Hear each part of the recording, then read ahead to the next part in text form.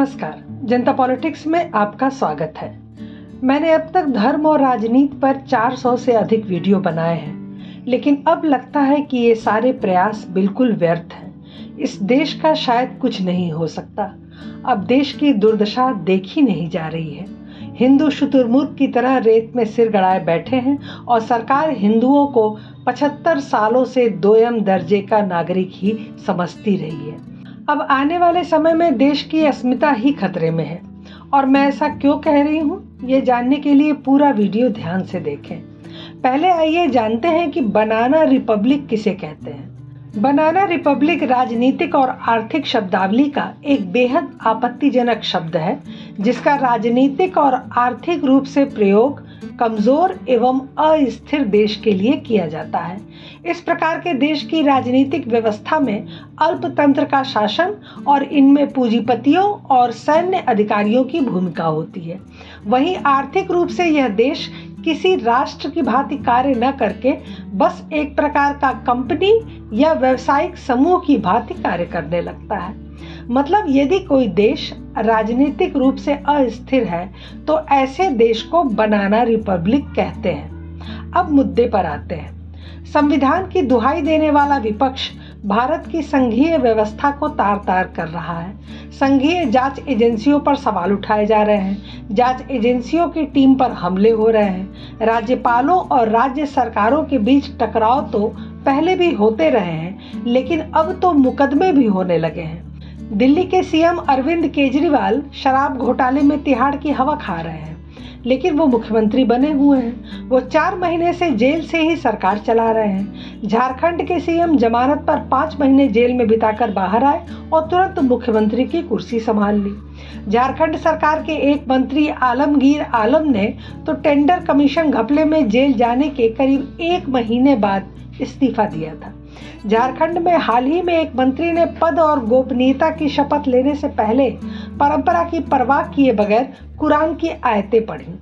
गैर एनडीए शासित राज्यों में तो सीएम और राज्यपाल ऐसे टकराते हैं जैसे दोनों में पैतृक संपत्ति का पुराना विवाद हो, और यह सब अपने ही देश में संभव है।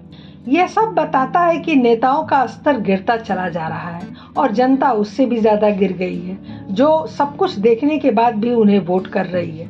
फिलहाल हम यहाँ विशेष रूप से बंगाल की चर्चा करेंगे, जो अब एक अलग देश बन चुका है। और मजे की बात है कि ऐसा पिछले 10 सालों में यानी नरेंद्र मोदी के कार्यकाल में ही संभव हुआ है। पश्चिम बंगाल देश का इकलौता ऐसा प्रांत है जहां पिछले करीब 5 दशक से राजनीतिक विरोध के चलते खून बहाने का सिलसिला आज भी रुका नहीं है। पहले वामपंथी सरकारों को इस हिंसा के लिए कसूरवार ठहराया जाता था, लेकिन जमीनी राजनीति को बिछाने से लेकर उसे ओढ़ते हुए अपनी अलग पहचान बनाने वाली ममता बनर्जी के राज में भी सियासी रंजिश से पैदा होने वाली इन हत्याओं का क्रम थमने का नाम नहीं ले रहा है। यह तो आप सभी जानते हैं कि संसद से पास कानून और केंद्र सरकार के निर्देशों को राज्य सरकारों को मानना ही होता है। संविधान इस बारे में साफ है कि राज्य सरकारें केंद्र के बनाए कानून या केंद्र के निर्देशों को मानने से इनकार नहीं कर सकती। संविधानविद कहते हैं कि केंद्र के निर्देशों को मानना राज्य का दायित्व है और उन्हें न मानना संवैधानिक तंत्र का फेल होना माना जाता है, और उसके परिणाम संविधान में दिए गए हैं। कुछ दिन पहले ही देश में 3 नए कानून लागू हुए। पश्चिम बंगाल की ममता बनर्जी सरकार ने 3 अधिनियमों अर्थात न्याय अधिनियम, भारतीय नागरिक सुरक्षा संहिता और भारतीय साक्ष्य नियम को अपने यहाँ लागू करने से इनकार कर दिया और इस कानून की जांच करने के लिए एक समिति का गठन किया। कमेटी के सदस्य देखेंगे कि उस कानून में क्या है, इसके बाद ही वह कानून लागू किया जाएगा। बंगाल के राज्यपाल सीवी आनंद बोस ने राज्य के फैसले की आलोचना की। राज्यपाल ने मुख्यमंत्री से इस समिति के गठन का उद्देश्य जानना चाहा। उन्होंने एक्स सोशल मीडिया पर लिखा कि पश्चिम बंगाल अब बनाना रिपब्लिक नहीं हो सकता। उन्होंने यह भी सवाल उठाया कि जब केंद्र सरकार ने नया कानून बनाने से पहले पश्चिम बंगाल सरकार से उसकी राय मांगी तो राज्य ने कोई जवाब क्यों नहीं दिया। पहले मुख्यमंत्री ममता बनर्जी ने प्रधानमंत्री को पत्र लिखकर अनुरोध किया था कि लोकसभा द्वारा पारित 3 आपराधिक कानूनों को तुरंत वापस लिया जाना चाहिए। ममता बनर्जी ने विधेयकों को पारित करने के तरीके को लोकतंत्र का काला अध्याय बताया था। वैसे तो 3 नए आपराधिक कानून 1 जुलाई से पूरे देश में लागू हो चुके हैं, लेकिन कुछ राज्यों में इन्हें अभी लागू नहीं किया गया है। बंगाल उन्हीं राज्यों में से एक है। ममता बनर्जी सरकार ने फैसला लिया है कि कानूनों को लागू करने से पहले उसकी समीक्षा की जाएगी। इसके लिए एक विशेष 7 सदस्यीय समिति का गठन किया गया है। अब यह भी जान लीजिए कि ममता की समिति के सदस्य कौन हैं। 7 सदस्यीय समिति में कलकत्ता हाई कोर्ट के सेवानिवृत्त न्यायाधीश असीम कुमार राय, श्रम मंत्री मलय घटक, वित्त मंत्री चंद्रिमा भट्टाचार्य, महाधिवक्ता किशोर दत्ता, वरिष्ठ अधिवक्ता संजय बसु, ममता के सर्वाधिक प्रिय पुलिस महानिदेशक राजीव कुमार और कोलकाता पुलिस आयुक्त विनीत गोयल। राज्यपाल इस बारे में विशिष्ट रिपोर्ट चाहते हैं कि क्या बंगाल सरकार ने भारत सरकार द्वारा मांगे जाने पर समय पर प्रस्ताव का जवाब दिया है। राज्यपाल ने कहा कि बंगाल एक राज्य के भीतर एक अन्य राज्य नहीं हो सकता या इसे बनाना रिपब्लिक अर्थात राजनीतिक रूप से अस्थिर देश में नहीं बदला जा सकता। संसद द्वारा पारित किसी कानून की समीक्षा करने का अधिकार किसी राज्य सरकार को नहीं है। यह देश के संघीय ढांचे को नष्ट करने की कोशिश है, जो कि पूरी तरह से अस्वीकार्य होनी चाहिए। बंगाल सरकार की यह अधिसूचना न केवल अवैध है, बल्कि संघीय ढांचे का भी उल्लंघन करती है। यह अधिसूचना संसद और राष्ट्रपति के अधिकार को चुनौती देती है। नए कानूनों के हर पहलू पर लगभग 4 वर्षों तक विभिन्न हितधारकों के साथ व्यापक रूप से चर्चा की गई थी। स्वतंत्र भारत में बहुत कम कानूनों पर इतनी लंबी चर्चा हुई थी। इसके बाद केंद्रीय गृह मंत्रालय ने 24 फरवरी को अधिसूचना जारी कर 1 जुलाई 2024 को तीनों कानूनों के प्रावधानों को लागू कर दिया। स्पष्ट रूप से ममता बनर्जी भारतीय संविधान द्वारा स्थापित मानदंडों को चुनौती दे रही हैं। एक प्रांतीय सरकार की मुखिया के रूप में वह अपनी सीमाओं का उल्लंघन कर रही हैं। सवाल बस ये है कि केंद्र सरकार ने इस संबंध में अब तक हस्तक्षेप क्यों नहीं किया।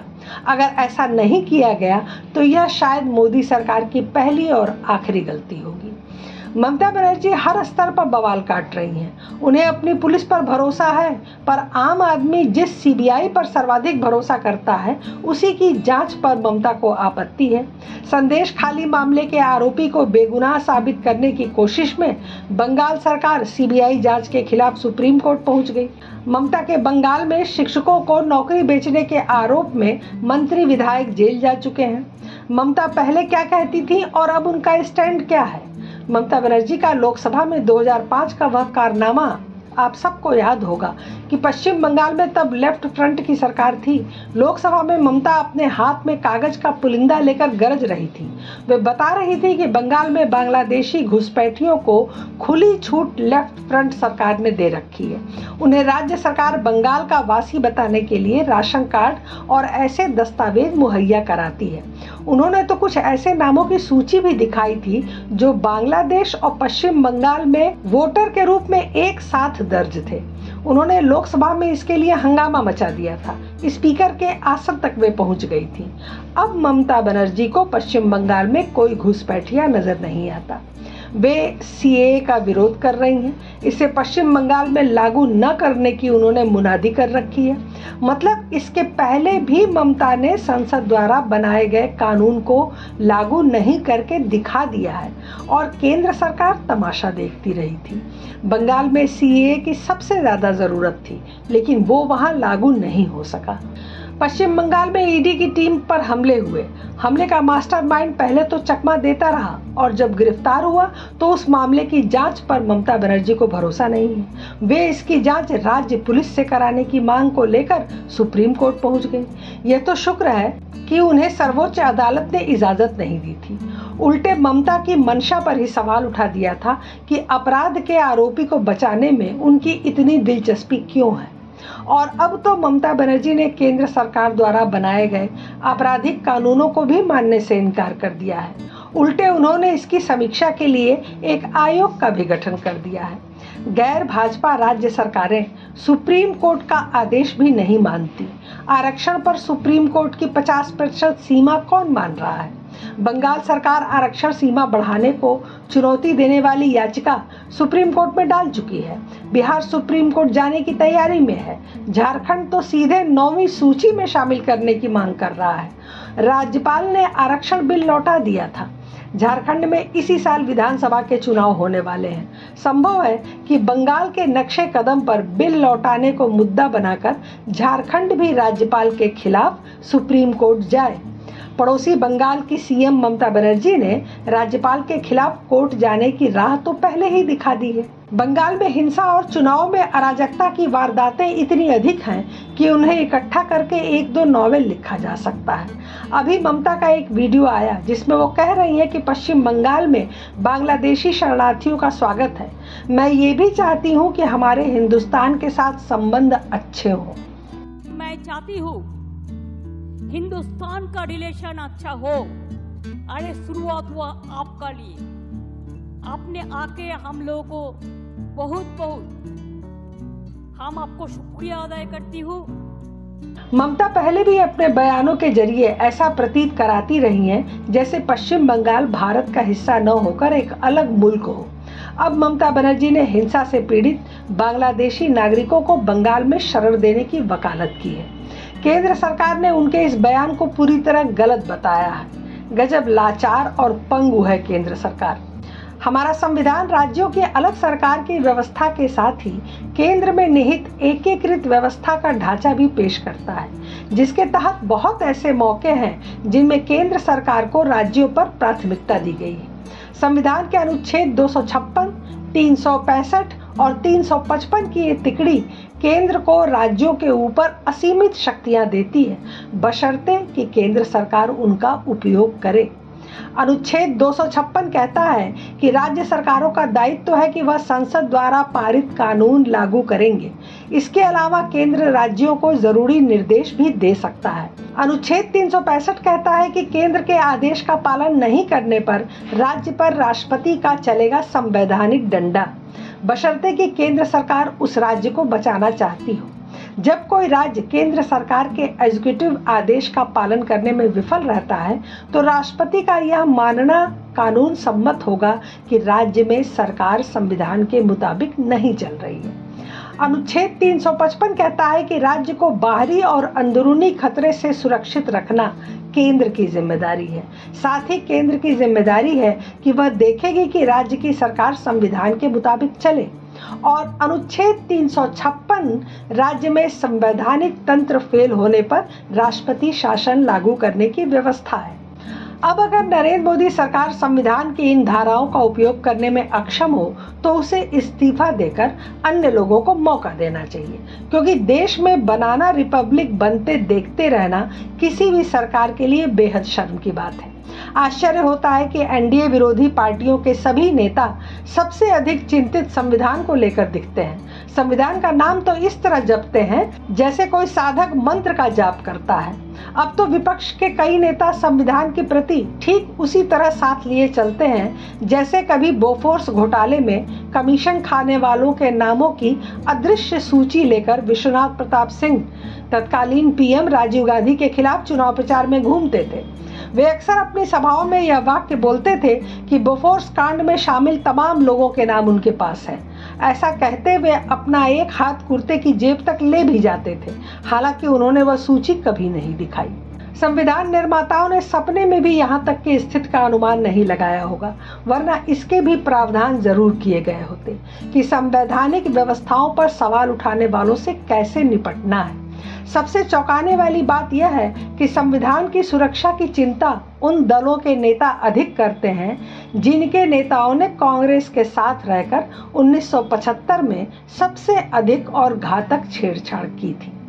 ममता बनर्जी के शासनकाल में अब तक करीब 10 बार ऐसी स्थिति आई जब राष्ट्रपति शासन लगाए जाने की वकालत की गई।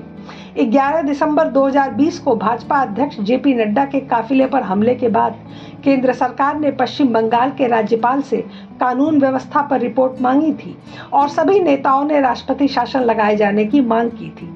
24 मार्च 2022 को वीरभूमि हिंसा के मामले में कलकत्ता हाईकोर्ट ने स्वतः संज्ञान लिया था। कोर्ट ने वीरभूमि के हालात पर रिपोर्ट मांगी और उस समय बंगाल भाजपा द्वारा प्रदेश में राष्ट्रपति शासन लगाने की सिफारिश की गई थी। 4 मई 2021 को एक एनजीओ द्वारा सुप्रीम कोर्ट में अर्जी दाखिल कर गुहार लगाई गई थी कि वेस्ट बंगाल में कानून व्यवस्था ध्वस्त हो गई है, वहां केंद्र राष्ट्रपति शासन लगाए। अर्जी में सुप्रीम कोर्ट के रिटायर्ड जज की अगुवाई में एसआईटी का गठन कर जांच करने की मांग भी की गई थी। 16 फरवरी 2024 को संदेशखाली में बवाल के बाद अनुसूचित आयोग की टीम वहां गई थी और उसने राष्ट्रपति द्रौपदी मुर्मू को अपनी रिपोर्ट सौंपी थी, जिसमें पश्चिम बंगाल में राष्ट्रपति शासन लगाने की सिफारिश की गई थी। उन्होंने बताया कि पुलिस वहां ऐसे काम कर रही है जैसे कि वो जनता के लिए नहीं बल्कि किसी पार्टी का काम कर रही हो। लेकिन 10 साल बीत गए, मोदी सरकार की कान में जूं तक नहीं रेंगी। उन रिपोर्ट्स को रद्दी की टोकरी में फेंक दिया या किसी लॉकर में बंद कर दिया गया, कुछ पता नहीं। बंगाल की एक चुनावी जनसभा को संबोधित करते हुए पीएम मोदी ने कहा था कि पश्चिम बंगाल में हिंदुओं को 2M दर्जे का नागरिक बनाकर रख दिया है। टीएमसी के नेता कहते हैं कि हिंदुओं को नदी में बहा देंगे। बंगाल में ममता सरकार राम का नाम नहीं लेने देती। कांग्रेस और लेफ्ट के लोगों ने राम मंदिर के खिलाफ मोर्चा खोल रखा है। मतलब इन्हें पता सब है लेकिन करेंगे कुछ नहीं। भाजपा की ये कमजोरी अब हिंदुओं सहित देश के लिए भी बहुत घातक हो रही है। इस बार अगर बंगाल के लिए एक्शन नहीं लिया गया तो जल्द ही तमिलनाडु, केरल, कर्नाटक और पंजाब भी बंगाल की राह पर चल पड़ेंगे, जिसके दोषी सिर्फ और सिर्फ नरेंद्र मोदी होंगे। फिलहाल आज के लिए बस इतना ही। हमारे चैनल को सब्सक्राइब करें, लाइक करें और शेयर करें। अपने विचार हमें कमेंट बॉक्स में जरूर बताएं। धन्यवाद। नमस्कार।